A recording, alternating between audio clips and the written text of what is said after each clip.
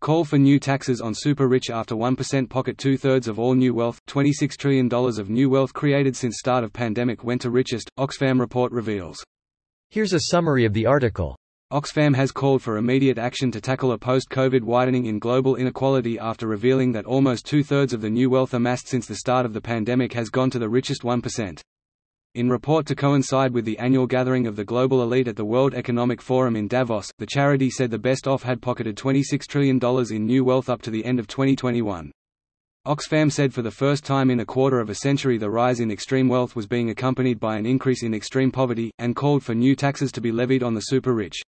The report said that for every $1 of new global wealth earned by a person in the bottom 90% in the past 2 years, each billionaire gained roughly $1.7 million.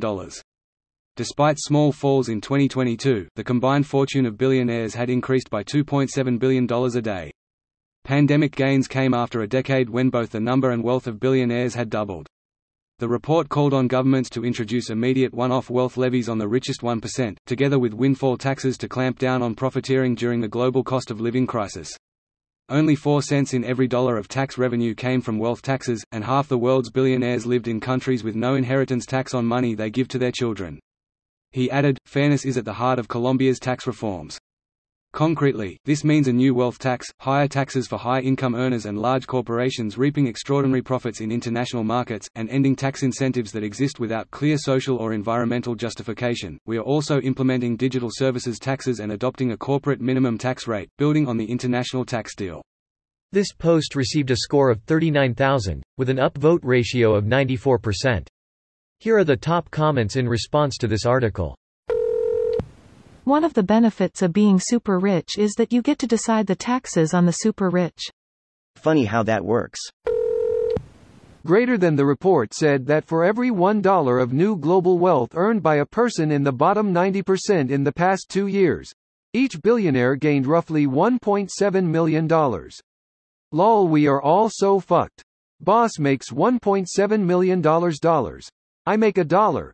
That's why I shit on company time. Doesn't quite have the same ring to it. How about, I make $1, boss makes much more. That's why I shit on the company floor. I'm a fan of. I make $1, boss makes more. That's why I stole the company van's catalytic converter. Pure insanity. Don't worry, we're already going downhill and the 1% cut the brakes a few decades ago. I feel like you mean the 0.01%. I don't think people making $500K a year are really the issue here. For real. Somebody making $150 to $200K a year has a lot more in common to someone making $40 to $50K a year than they do with a multimillionaire. The issue is that not too long ago, $50K a year was a decent wage everywhere but in the very largest of cities. Today though, that $50K is borderline hand-to-mouth living. And those earning less than that? I don't know how they're getting by. My fear is that the demise of the middle class really sped up the past few years, and this report confirms it. It's not even the millionaires or multimillionaires. It's the god-damn billionaires.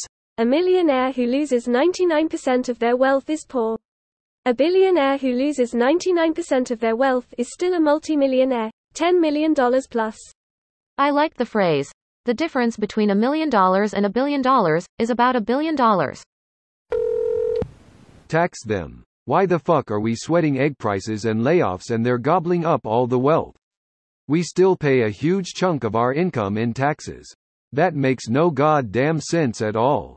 Don't worry, they're working on a plan for that. That link, insane bastards. As a reasonable, thinking human being, of course I want the tax code reformed. Of course I want government bloat reduced. But since they're not sharing details of the plan, I can only assume it's also going to massively benefit the mega wealthy, much like the current shit we have. They prefer feudalism to capitalism. Feudalism is the natural outcome to unfettered capitalism. Concentration of wealth into the hands of the few, who become the only ones who can afford property, leading to an underclass, read. Everyone not making hundreds of thousands a year, forced to remain in rent lock for their entire lives.